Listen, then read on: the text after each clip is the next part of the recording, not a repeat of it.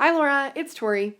I decided to do this type of reflection because I figured it would give me a good opportunity to get out of my comfort zone and allow me to really reflect on everything I learned in your course. Throughout the semester, I wrote tons of reflections, and in the end, they all kind of started to sound alike and a bit dull.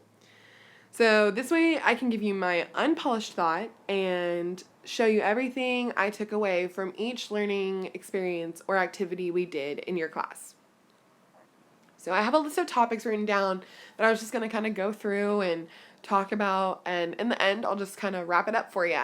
So here we go. The first topic I was going to discuss is dumbing us down. And you said that lesson was designed to let us crash and burn, which it did just that. The book was about not lecturing and the institutionalized education. Yet I walked into the classroom to teach my partner with a PowerPoint and a list of topics to discuss. So basically, I lectured about a book about not lecturing. And it was eye-opening. It really showed me how I could be an effective teacher by creating experience and providing practice and collaborative group work and keeping my students actively invested in the subject matter, because that's how they're going to learn and that's how they're going to keep engaged to our lessons as educators. The second topic I was going to talk about briefly was the Pinckney couple. They wrote and illustrated children's books, and that just really sparked an interest for me because they took subjects that were a bit abstract or maybe even a little boring for elementary students and made them into a simple yet creative way to explain these times in our history. And I just thought that was really relevant to me because of my focus in elementary. And I think those books could really help spark ideas or give students perspective of their past. The next topic I'm going to talk about is service learning.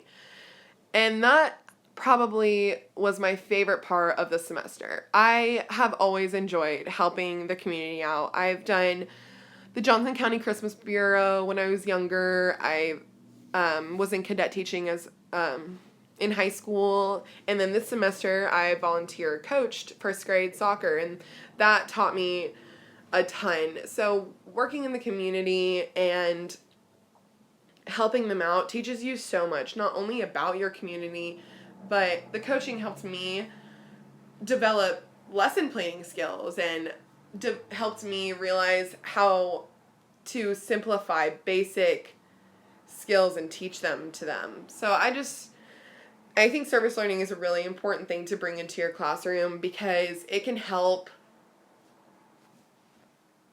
get your students thinking about more than just what goes on in their life. It can expand their views and open up so many doors for more opportunities.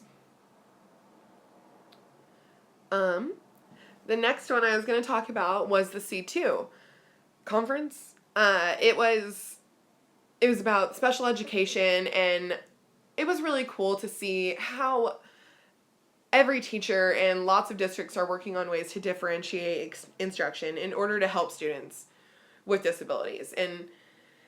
And we're really, as a profession, I can see that we are trying to really integrate students with disabilities into the mainstream education, and I think that's so important. My little brother's autistic, so he's on the autism spectrum, and I just see how important it is for him to be included with his peers, and we need to focus on that more, I think, with students with disabilities because they need the opportunity to get out there and learn for themselves as well. The next one I was going to discuss is freedom to learn, and that was our third teaching opportunity, so I did feel a lot more prepared. I kind of had a sense of how to really develop a lesson with a beginning, a middle, and an end. So it just, the whole process seemed a lot more organized and a lot more comfortable for me. And I think that's just what made it easier. Obviously, it was our third one, so we had been through the semester, and I went through Block A, so I'm sure, I learned a lot about all that, because all we did was lesson planning and whatnot. So, yeah. The next one I'll talk about is deculturalization, and that was the second teaching opportunity, which taught me probably the most out of all, because I really had a hard time with that one. That was where I kind of talked really fast, and I know I have that problem, and I've actually been trying to watch it during this whole recording. So that really helped me realize that I need to come to my classrooms like more prepared, and maybe with even like bullet points of everything that I need to talk about at first, because I had everything in my mind and just realized that I was just trying to get it out of there so quickly. And that's not going to be effective. I need to step back and make sure that my students are absorbing the information that is coming out of my mouth, and speaking that quickly isn't going to help that. However, through this teaching opportunity, I learned the importance of discussion and open-ended questioning. Those two things will really promote higher level thinking in our students. So we, as educators, we definitely need to incorporate lots of discussion and lots of questions. The next one I was going to talk about was the facilitation. And every time I knew there was a facilitation being taught that day, or a facilitation group going that day, I knew I was going to have fun, and I knew I was going to learn a lot. I thought the facilitation groups was such a good way to introduce collaborative teaching and units, sort of. We were able to take a whole class period and teach about an entire book, and that's hard to do. It was very hard to develop a lesson. For an hour and a half, that's the longest lesson I've ever had to plan for.